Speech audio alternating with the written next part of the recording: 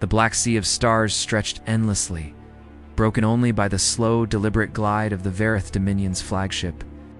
Its hull was plated with the bones of conquered species. Its cannons had silenced entire civilizations, and its banners proclaimed dominion over 3 quadrants of the galaxy. The Empire knew no rival. When the fleet's scouts detected an unclaimed blue-green world near a fragile yellow star, curiosity rippled through the ranks. The planet's atmosphere shimmered with oxygen-rich abundance. Its surface teemed with movement, and its untouched wilderness promised conquest. The Empire hungered for new ground, new blood, new trophies. A council was convened. After swift deliberation, the High Commander issued the order: send the soldiers, break the soil, claim the world for the Dominion. The first detachment of 20 armored warriors descended through the thick, clouded sky, their drop pods striking a plain split by rivers of green forest. Metallic footsteps churned through mud as scanners chirped warnings of large life forms in the vicinity. The soldiers spread wide, weapons charged, confidence unshaken. But within moments, the jungle came alive. The ground trembled, trees snapped like brittle bones, and shadows moved faster than their eyes could track.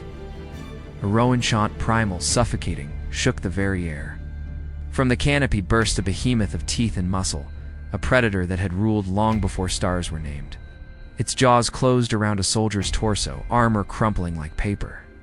The alien screamed as blood sprayed in a geyser, half his body disappearing between dagger teeth. Panic. Plasma fire erupted in desperate arcs, searing through leaves and splitting trunks, but the beast did not fall. More came-scaled monsters with serrated claws, talons like hooked spears, eyes burning with hunger older than civilizations. They descended on the squad, ripping limbs, swallowing flesh whole, the air filled with the stench of charred scale and alien blood. One soldier's shriek echoed through the command deck above, then cut abruptly to static. Then another and another. Within the hour, the entire detachment was gone. The commanders refused to believe. Pride outweighed reason. Another squadron, heavier weapons. Burn the forest if you must. The second group descended 50 strong, their gunships blackening the sky. They deployed with precision, scanners tuned to every vibration. The jungle was raised in fire, the rivers boiled, the skies cracked with thunder of alien artillery. And still the planet answered with teeth. Packs of feathered predators darted through smoke, ripping throats before the soldiers could turn. Winged reptiles blotted out the sun, swooping down to crush squads beneath talons. Towering sauropods stampeded through metal lines, shattering exosuits with the weight of living mountains. The Earth itself seemed intent on erasing the intruders, its rulers dinosaurs fueled by instinct and bloodlust. Hours later, silence returned. Only one dropship lifted from the scorched earth. It returned carrying a single survivor. The soldier staggered into the command chamber, armor torn open, eye-core streaming from deep gashes. His visor hung shattered, revealing eyes wide and hollow with terror. When questioned, he did not answer at first. He only trembled, his voice a rasp clawing its way from a throat raw with screams. "We found hell," he whispered. "A world where death has claws, where giants hunt the sky, the water, the ground. We burned them, cut them, crushed them, and they did not fall. They came in endless numbers. They tore us apart alive." The chamber fell silent. He spoke of horrors their commander split in two by jaws that snapped bones like twigs.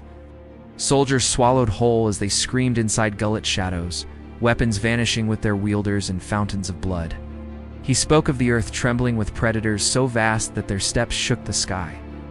Of the rivers churning with fanged serpents that dragged soldiers under in red whirlpools. Not gods, not demons. Worse, he croaked. They do not think. They do not fear. They only hunger. This world belongs to them. It always will. He collapsed at their feet, blood pooling black against the polished floor. His final breath rattled away like ash. The commanders said nothing. No decree was issued, no orders to conquer. Slowly, one by one, the fleet turned away, their banners furled in silence. Pride had no place before that planet. The Verith Dominion, masters of half the galaxy, marked the coordinates with a single word: forbidden. From that day forward, no ship, no empire, no power dared to trespass upon the blue-green world. For among the stars, whispers spread like wildfire. The planet is alive, it feeds, and it will never be tamed.